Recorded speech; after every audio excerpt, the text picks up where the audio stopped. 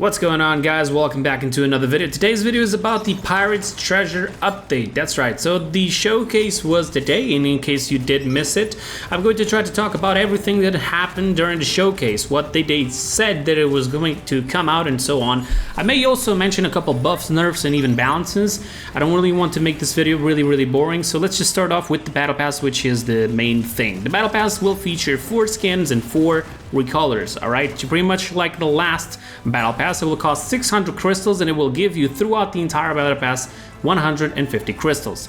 The first skin, which you will get an insta-locking by, as soon as you buy the Battle Pass, it is the IO Pirate skin, and there it is on screen right now. Now, I would put the voice lines, but basically during the showcase, they only showed like 2 or 3 like jokes or something, and they were always talking on top, so it's not really that important right now.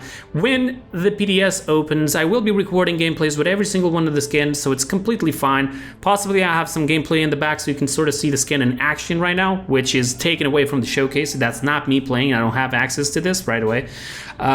So yeah, you'll get that. You'll get also a frame, which is supposedly on screen right now, and you will also get an announcer pack named First Mate. We didn't get to hear the voice pack, unfortunately, but it looks pretty much like a pirate's voice, so it's pretty much that. Now onto the level 10 skin, which is the Ruckus skin, where he looks like a little tiny pirate with 2 hooks. Both his hands were cut off apparently, and he has 2 hooks. His entire bolt itself is entirely basically pieces of ships and so on. And no, he does not use the whelm that you see on the skin. He does not use the wheel to control Ruckus. It's actually just tiny little joysticks and some buttons.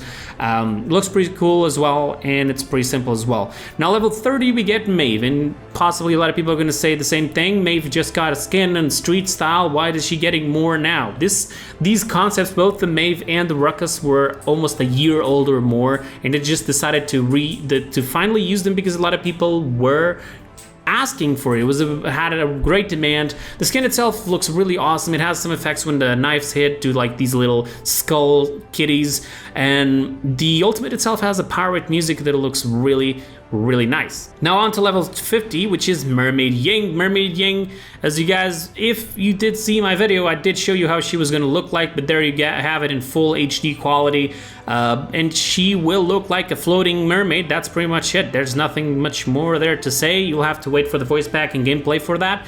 And now let's go into the second part of the Battle Pass. For those who don't know, if you buy the Battle Pass, you have access to the second part.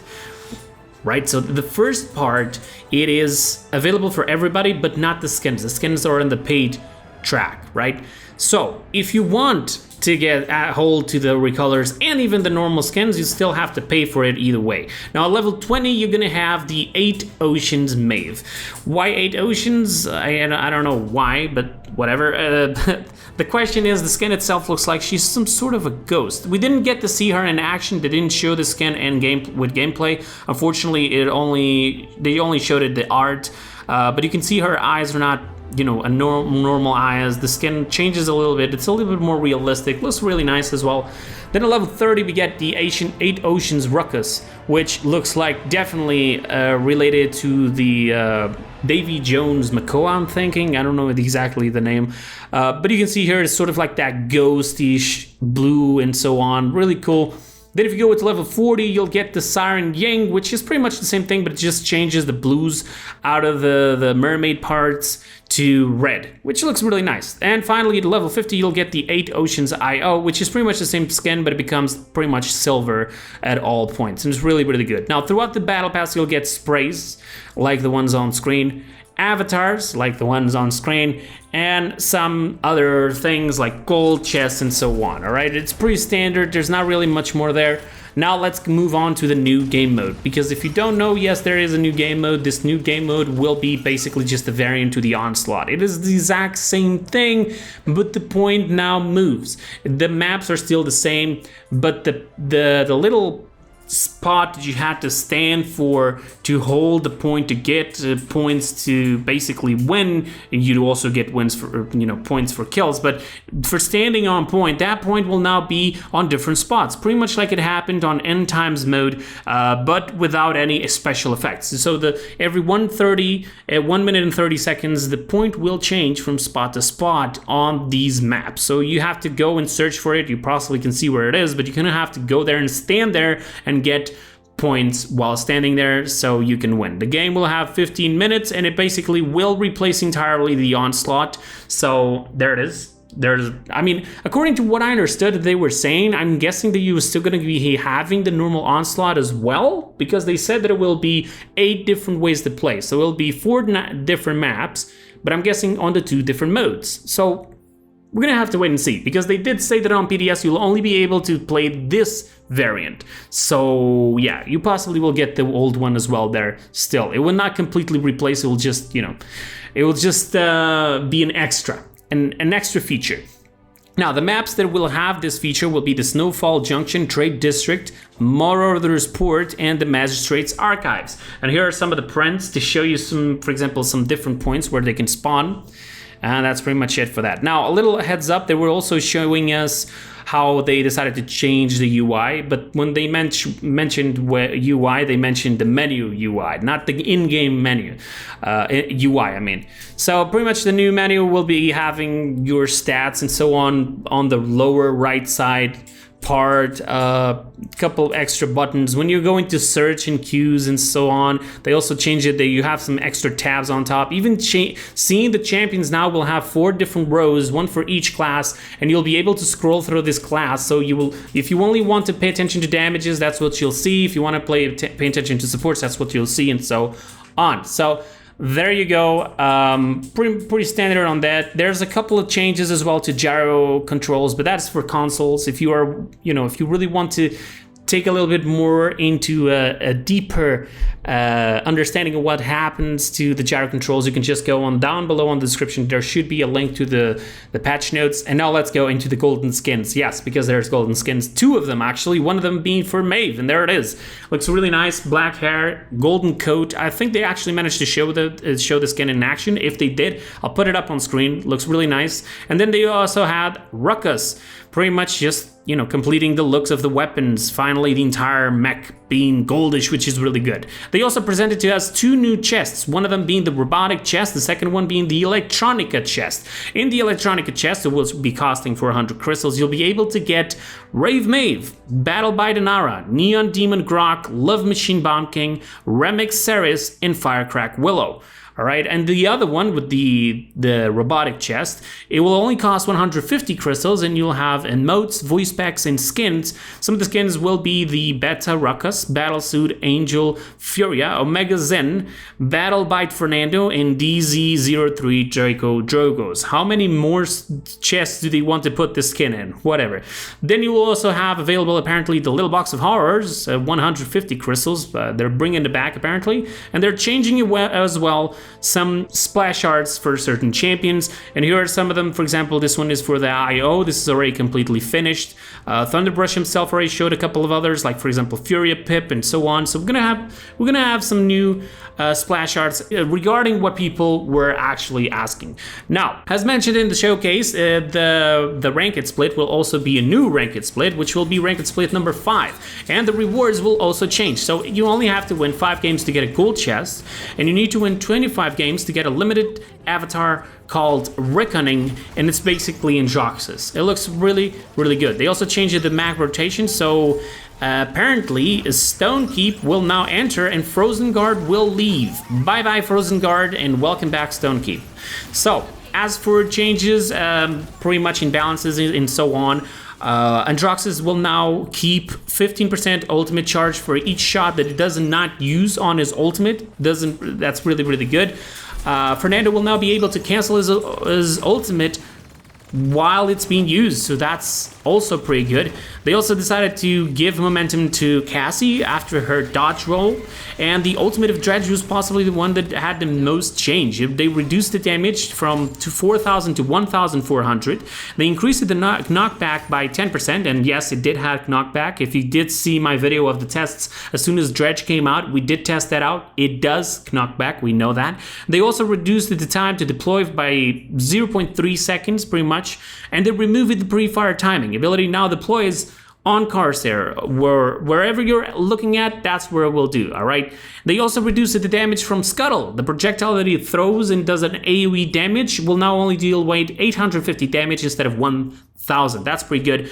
As for Drogo's, they changed Worm Jets just a tiny little bit. They took away 25% effectiveness of his booster from the talent to put it on the base booster. So it will be a lot better to play with Drogos to maintain yourself in the air and have that little effectiveness while, you know, maintaining yourself in the air without having to actually use Worm Jets, which is actually pretty good, which also means they also nerfed Worm Jets, but not just that, they also took away the increased booster regeneration rate, so that's pretty good as well.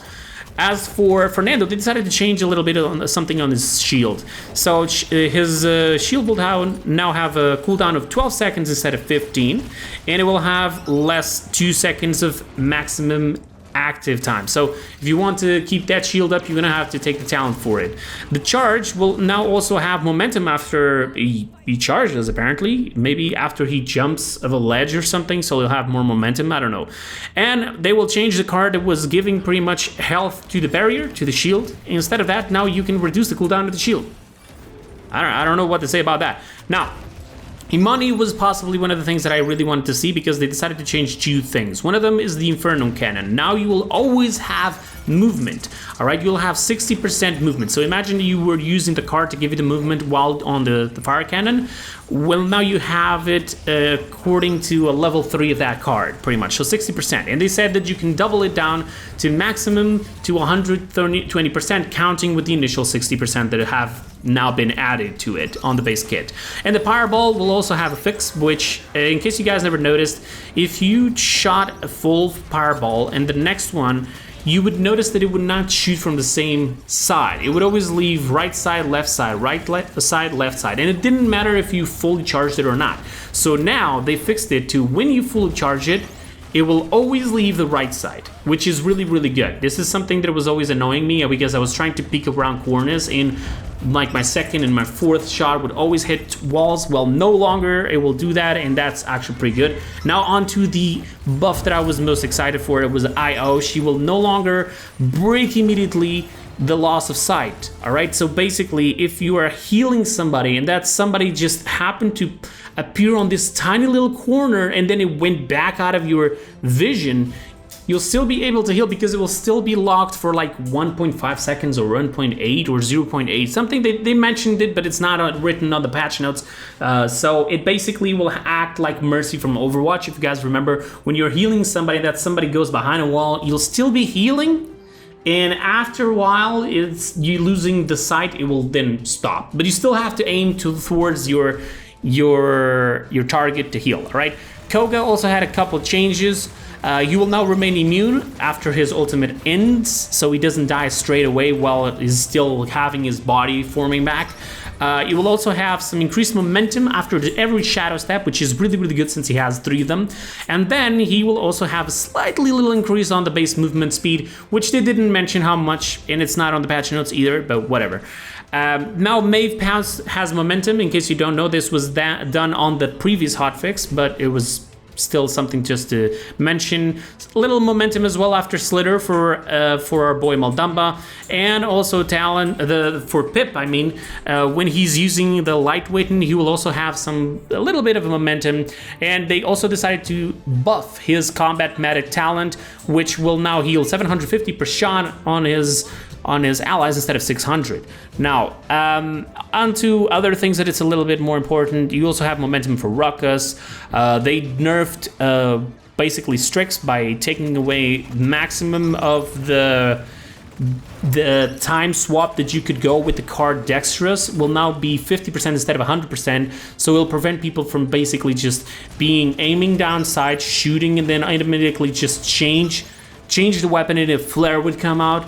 A lot of people were doing this, and now you'll not be able to do that, so it's actually pretty good. It will also, it's technically speaking, a nerf to crack shot if you think about it, so we'll get to see that in the gameplay when I try it out on BDS. Then they also decided to change a card that was giving damage reduction while being scoped. Instead of that, it will just grant basically ultimate charge for any hits with the Talon rifle. So you can go pretty much up to 10% per shot, meaning that if you give 10 shots, you'll get 100% of your ultimate. So that's actually pretty good. I mean, if you have this card to the maximum, you can deal with flanks so much easier that it's insane. They also reduce the damage increase of the talent of Torvald named Field Study from 30% to 15%, which is quite good, if you ask me. And Tara, wow, she was definitely nerfed a lot. Her Hunter's Mark will now last only 14 seconds instead of 15. The duration, I'm actually mentioning this wrong. The cooldown will be 14 seconds instead of 15 seconds. Its duration will be 5 seconds instead of 6 seconds like it was before. And it will no longer further increase damage amp for the already initial 15%. So it will only have 15%, all right? It will not double it down. It will not give you 30%. It will not give you anything. It's just that. And the rest of your team can get the benefit from that mark. That's it. No more than 50%. That's the maximum. They also removed the cooldown reduction from the talent itself. Ying also had a change to her talent life exchange, so it is a lot easier to hit the right-click heals like Maldamba pretty much. And they increased the momentum of World for Orboy Zen. It already had the momentum, they just increased it.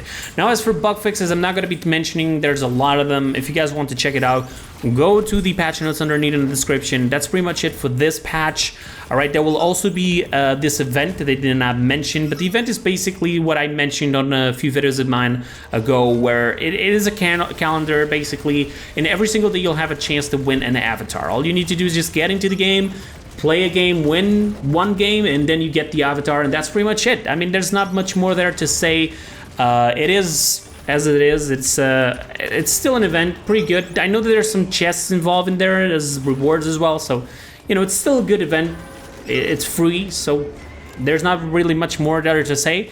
And that was pretty much the patch. So you guys let me know what you thought about this patch. Did you enjoy it? Did you enjoy the skins? Do you like the skins? What were you excited the most that you did get to see or not? And you know, that's pretty much it. Just give me your feedback on what you think about this patch, and I'll see you guys next time. Don't forget to tune in to the PDS videos and gameplay and even the streams, and I'll see you guys there. Bye bye guys.